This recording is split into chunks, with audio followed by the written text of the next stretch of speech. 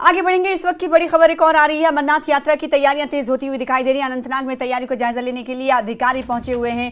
IGP VK Birdi Anantnag के दौरे पर हैं और डीआईजी और एसएसपी के साथ नुनवन बेस कैंप पहुंचे हुए हैं और वहां पहुंचकर सुरक्षा इंतजामों का जायजा इनकी जानिब से लिया जा रहा है। ये तस्वीरें भी सामने आ चुकी हैं जो टीवी स्क्रीन पर आपको दिखा रहे हैं। नुनवन बेस कैंप यानी 2 बेस कैंप से इस यात्रा को जारी रखा जाता है। एक नुनवन बेस कैंप, एक Baltal base camp. Nunwan base camp से ज्यादातर यात्री अमरनाथ बाबा बर्फानी के दर्शन करने के लिए पहुंचते हैं और इसीलिए आईजीपी वीके बिरदी अनंतनाग के दौरे पर हैं और डीआईजी और साथ ही साथ एसएसपी के साथ उन्होंने नुनवन बेस कैंप का दौरा करने के लिए पहुंचे। तमाम जो सुरक्षा और सिक्योरिटी सूरत हाल का जायजा है उनकी तरफ से लिया गया, रिव्यू लिया गया।